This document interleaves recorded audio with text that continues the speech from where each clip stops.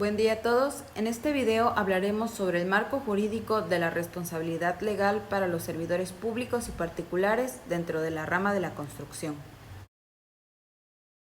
De acuerdo a la Constitución Política de los Estados Unidos Mexicanos, el artículo 108, se le denomina servidor público a todo representante de elección popular, a los miembros del Poder Judicial de la Federación, los funcionarios y empleados y, en general, a toda persona que desempeñe algún empleo, cargo o comisión de cualquier naturaleza en el Congreso de la Unión o en la Administración Pública Federal, así como a los servidores públicos de los organismos a los que esta Constitución otorgó alguna autonomía. De acuerdo al régimen de responsabilidades en el servicio público, nos encontramos con la responsabilidad política, la responsabilidad administrativa, la responsabilidad penal y la responsabilidad patrimonial o civil. Dentro de la responsabilidad política, el artículo 109 declara que los servidores públicos y particulares que incurran en alguna responsabilidad frente al Estado serán sancionados conforme a lo siguiente. Se impondrán mediante juicio político las sanciones indicadas en el artículo 110 a los servidores públicos señalados en el mismo precepto, cuando en el ejercicio de sus funciones incurran en actos u omisiones que redunden en perjuicio de los intereses públicos fundamentales o de su buen despacho.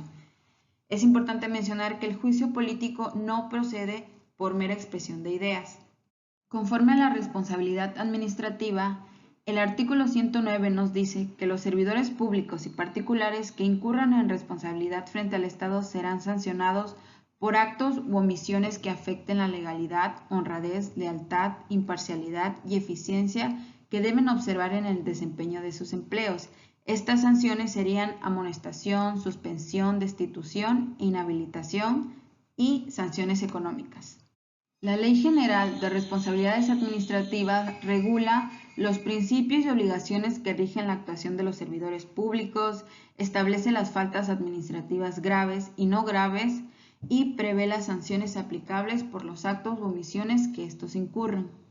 Las sanciones por faltas administrativas no graves son la amonestación pública o privada, la suspensión de 1 a 30 días naturales, la destitución e inhabilitación temporal para desempeñar el servicio público de 3 meses a 1 año.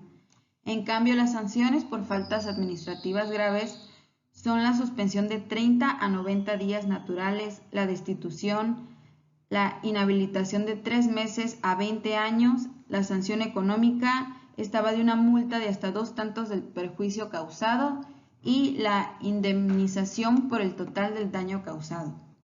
Hablando de la responsabilidad penal, esta establece que, a excepción de los servidores públicos que gocen de fuero constitucional, la responsabilidad penal es equivalente a la sanción para cualquier particular, pero que además de la pena de prisión se agregaría la destitución e inhabilitación del cargo público.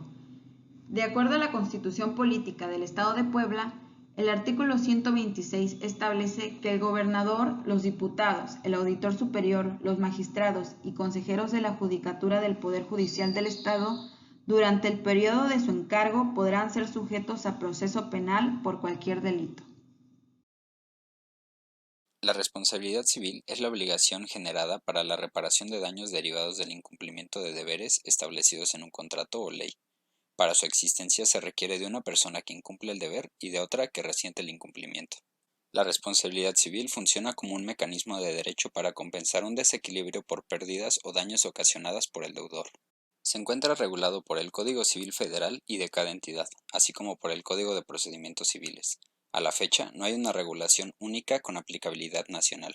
Los elementos de la responsabilidad civil son el acto de incumplimiento o conducta u omisión lesiva o ilícita, la existencia del daño derivado del incumplimiento y la relación o nexo existente entre la acción y el daño.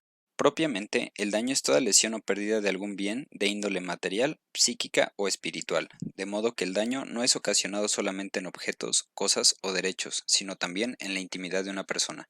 Algunos tipos de daño son el contractual y el extracontractual, el primero derivado del incumplimiento de un convenio o contrato, y el segundo resultante de un acto no previsto en el contrato, pero que emana de la legislación civil, ya sea por una conducta ilícita o por omisión en los deberes de actos lícitos. Asimismo, existen el patrimonial y el moral. El primero existe cuando hay una afectación directa al patrimonio pecuniario de una persona, mientras que el moral existe cuando se afectan los derechos de la personalidad. Los daños punitivos son remedios otorgados para dar una indemnización más justa al afectado. Cuando son aplicados se busca alcanzar un monto de indemnización que compense de la mejor manera a la parte afectada, castigando al responsable según el grado de daño causado. La reparación del daño son las medidas que buscan la desaparición de efectos de violaciones a derechos y su monto dependerá del daño ocasionado. Consiste en la restitución, que busca restablecer las cosas al estado previo al daño, la indemnización, que busca reparar el daño mediante la aplicación de sanciones pecuniarias al responsable, el proyecto de vida, que atiende la realización integral de la persona, y la satisfacción y garantías de no repetición, que busca aplicar medidas para evitar que el evento se repita. La reparación del daño y sus características se fundamentan en los artículos 26 y 30 de la Ley General de Víctimas. El compliance penal es un sistema de gestión de cumplimiento aplicable a personas jurídicas, cuyo objetivo principal es servir como un sistema preventivo capaz de demostrar el cumplimiento de legalidad y buenas prácticas de la empresa en su sector.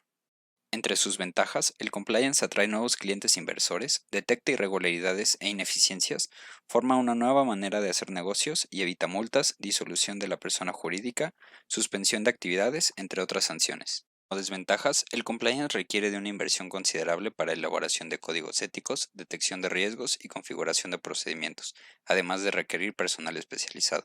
En muchos casos, el modelo es considerado exclusivo de empresas grandes, pues las empresas pequeñas suelen ver la prevención como un limitante. Para los profesionales de la construcción, su responsabilidad se centra en aquella relacionada con los posibles defectos de la edificación. Los vicios ocultos son aquellos defectos del inmueble que no pueden ser detectados a simple vista y podrían comprometer su uso. Un constructor deberá responder, durante un tiempo determinado, por daños materiales debidos a vicios, defectos de ejecución, impericia, falta de capacidad profesional o técnica, negligencia, entre otros incumplimientos de obligaciones. De la misma manera, el DRO deberá tomar responsabilidad por la veracidad y exactitud de la información del certificado de la construcción presentado a las autoridades, así como aquella derivada de las omisiones, deficiencias o imperfecciones de un proyecto cuando éste no ha sido elaborado por él mismo. Según el Código Penal del Estado de Puebla, las penalizaciones podrán ser la suspensión del ejercicio de la profesión o incluso prisión, dependiendo del daño ocasionado. El sismo del 19 de septiembre de 2017 dejó en Ciudad de México poco más de 300 muertos y 30.000 afectados, así como alrededor de 40 edificios colapsados y 11.495 afectados. A la fecha se tienen más de 149 carpetas de investigación, pero no se ha imputado a un solo directivo o administrativo de empresas constructoras. Mónica García Villegas, exdirectora del Colegio Enrique Rebsamen, fue enjuiciada y sentenciada a 31 años de prisión por homicidio culposo de 19 menores y 7 adultos por el colapso de su escuela. Algunos de reos también enfrentaron cargos de homicidio culposo por edificaciones colapsadas que contaban con su manifestación de condición de seguridad.